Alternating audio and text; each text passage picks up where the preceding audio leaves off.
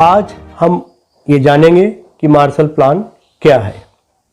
द्वितीय विश्व युद्ध के बाद अमेरिका ने यूरोप के देशों को आर्थिक सहायता देने की एक योजना बनाई थी। इस योजना का उद्देश्य युद्ध के दौरान इन देशों की अर्थव्यवस्था में सुधार लाना था, जिससे ये देश पुनर्निर्माण एवं अपना पुनर्वास कर विकास की राह पर चल सकें। इस योजना के द्वारा यूरोप के देशों को $13 बिलियन से भी अधिक की सहायता दी गई थी। ये योजना अमेरिका के विदेश सचिव जॉर्ज मार्शल ने बनाई थी, इसलिए इस सहायता योजना को मार्शल प्लान भी कहा जाता है। द्वितीय विश्व युद्ध के बाद यूरोप के देशों की हालत बहुत ही बदहाल और चिंताजनक थी। युद्ध के दौरान भीषण नरसंहार हुआ था। युद्ध में लगभग 60 मिलियन लोग मरे थे, इसमें आधे सिविलियन थे। कई शहर मलबे के ढेर में बदल गए थे। सड़कों, रेल मार्ग, बंदरगाहों के नष्ट होने के कारण यातायात बाधित हो गया था, जिससे व्यापार भी प्रभावित हुआ था। कारखानों, मिलों और माइंस के नष्ट हो जाने के कारण उद्योग धंधे भी लगभग समाप्त हो गए थे। युद्ध के कारण किसान खाद्यान्न उत्पादन भी नहीं कर पाए थे। जो व्यवस्था श्रम के विभाजन के आधार पर चल रही थी, टूटने के कगार पर थी। बेकारी, बेरोजगारी, भुखमरी की समस्याएं बहुत बड़ी चुनौती बन चुकी थीं। लोगों का मनोबल टूट रहा था। वे हताश थे और घोर निराशा में जी रहे थे। इन परिस्थितियों को देख जॉर्ज मार्शल ने यह अनुभव किया कि यदि लोगों के जीवन स्तर को सुधारने के लिए उचित प्रयास नहीं किए गए तो क्रांति हो सकती है। उन्होंने कहा कि यह न्याय संगत होगा कि विश्व की आर्थिक दशा सुधारने के लिए अमेरिका को सहायता देनी चाहिए, नहीं तो विश्व में राजनीतिक स्थिरता और सुनिश्चित शांति नहीं रहेगी। यहाँ ये जानना आवश्यक हो जाता है कि युद्ध के दौरान अमेरिका ही वो देश था जिसकी अर्थव्यवस्था एवं आधारभूत ढांचा सुरक्षित रह पाया था। ये ध्यान देने योग्य है कि जहां भी गरीबी, बेरोजगारी, बेकारी और भुखमरी जैसी समस्याएं बढ़ती हैं, श्रमिक वर्ग अपने मालिकों से, चाहे वह मिल मालिक हो या जमींदार, असंतुष्ट हो सकते हैं। असंतोष असहयोग और आक्रोश में बदल सकता है।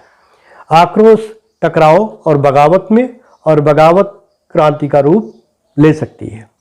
5 जून 1947 को हार्वर्ड यूनिवर्सिटी के अपने भाषण में इन्हीं तथ्यों की ओर इशारा करते हुए जॉर्ज मार्शल ने कहा था कि यदि युद्धग्रस्त राष्ट्रों की हालत सुधारने के लिए कुछ नहीं किया गया तो ये देश साम्यवादी हो सकते हैं। विंस्टन चर्चिल भी फुलटन विश्वविद्यालय में सभी साम्यवादी विरोधी ताकतों को एक साथ आने की बात कह चुके थे। इन परिस्थितियों में अमेरिका के राष्ट्रपति हैरी एस ट्रूमैन ने साम्यवाद पर नियंत्रण लगाना शुरू कर दिया था। ग्रीस और तुर्की कहीं साम्यवादी न हो जाएं, इसके लिए उन्होंने इन दोनों राष्ट्रों को $40 करोड़ की मदद दी थी। ट्रूमैन की नीति आगे चलकर अमेरिकी विदेश नीति में मील का पत्थर बनी और इसने नाटो के बनने की राह पर एक कदम चल दिया था। जॉर्ज मार्शल ग्रीस और तुर्की के अलावा यूरोप के दूसरे देशों को भी सहायता देना चाहते थे, जिससे युद्धग्रस्त राष्ट्र अपनी अपनी अर्थव्यवस्था सुधार कर पुनर्निर्माण एवं पुनर्वास कर सकें। उन्होंने उद्योग को आधुनिक बनाने तथा व्यापार के मार्ग में आने वाली बाधाओं को दूर करने की भी बात की। अमेरिका को यह विश्वास था कि उससे सहायता पाकर यूरोपीय देश उसके हितैषी एवं मजबूत पार्टनर बन सकेंगे और वे अमेरिका के राजनीतिक और सामरिक दृष्टि से भी उपयोगी सिद्ध हो सकेंगे। मार्शल ने कहा, उनकी सहायता किसी देश के विरुद्ध नहीं, बल्कि गरीबी, भुखमरी, निराशा और अराजकता के खिलाफ है।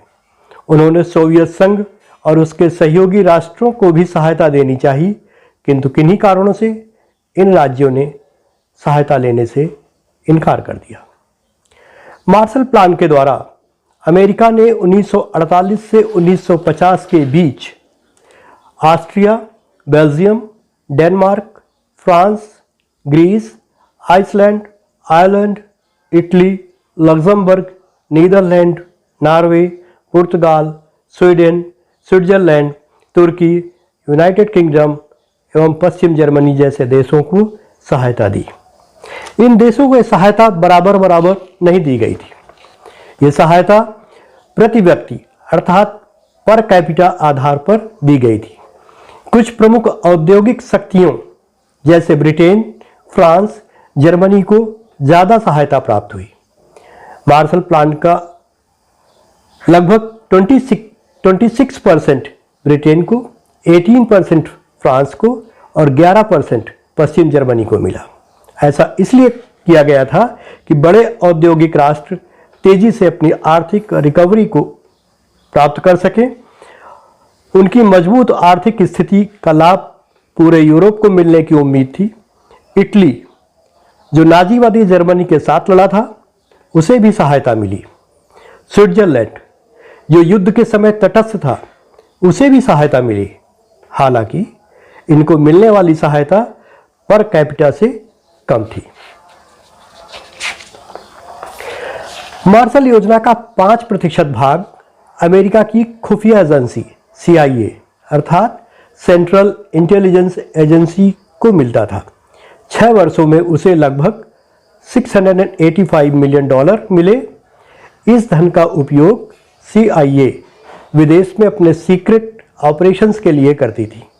कहा जाता है कि CIA इस धन का उपयोग यूक्रेन में साम्यवादी विरोधी गतिविधियों के लिए करती थी। मार्शल प्लान को 1953 तक चलना था, लेकिन 1950 में कोरिया का युद्ध शुरू हो गया था। युद्ध की लागत बढ़ रही थी। साथ ही अमेरिका की रिपब्लिकन पार्टी के कुछ लोग इसका विरोध भी कर रहे थे। 1950 में यूगोस्लाविया ने अमेरिका के साथ एक समझौता किया और 150 करोड़ की सहायता प्राप्त की। 1951 में मार्शल प्लान समाप्त हो गया, किंतु इसके बाद भी अमेरिका दूसरे देशों को सहायता पहुंचाता रहा। यह माना जाता है कि 1948 से 1952 के बीच यूरोप के देशों में तेजी से विकास हुआ। औद्योगिक उत्पादन 35% बढ़ा। कृषि उत्पादन भी पहले से अधिक हुआ था। युद्ध के बाद जिस गरीबी और भुखमरी के शिकार यूरोपीय देश थे, अब वहां से गायब हो चुकी थी। लोगों के जीवन स्तर में व्यापक सुधार हो चुका था। यूरोपीय देशों की जीवन शैली का अमेरिकीकरण हो गया था। अमेरिका को अपने उत्पादों के लिए एक बाजार मिल गया था। अमेरिका की बादशाहत यूरोप के देशों में कायम हो चुकी थी और अमेरिका यूरोप का सर्वमान्य नेता बन चुका था। मार्शल प्लान का व्यापक असर ये हुआ कि यूरोप के देशों ने अपनी अपनी अर्थव्यवस्था सुधार कर राजनीतिक स्थिरता और अमन चैन अर्थात शांति स्थापित करने की कोशिश की। इन देशों के साथ अमेरिका ने जो संबंध बनाए थे, उनकी वजह से नाटो की स्थापना हो सकी। ईस्टर्न ब्लॉक अर्थात दूसरी दुनिया के देशों ने सहायता का लाभ उठाने से मना कर दिया था, जिससे ये साफ दिखाई पड़ने लगा था कि दुनिया दो भागों में बढ़ चुकी है। ट्रूमैन सिद्धांत और मार्शल प्लान लागू होने के साथ ही कोल्ड वार शुरू होने की आधिकारिक रूप से पुष्टि होती है। साम्यवाद को समाप्त करने या उसे सीमित कर देने के युद्ध का ऐलान हो गया था। इस प्रकार मार्शल प्लान ने यूरोप के देशों की आर्थिक व्यवस्था में सुधार लाकर बेकारी, बेरोजगारी और भुखमरी की समस्याओं को समाप्त कर नागरिकों के जीवन स्तर को बेहतर बनाया। इसने यूरोप के देशों को बंधुत्व का पाठ पढ़ाकर यूरोप को एकीकरण की दिशा में आगे बढ़ाने का काम किया। इसके साथ साथ अमेरिका अपने आर्थिक, राजनीतिक, कूटनीतिक एवं सामरिक लक्ष्यों को भी प्राप्त कर सका। धन्यवाद। नमस्कार।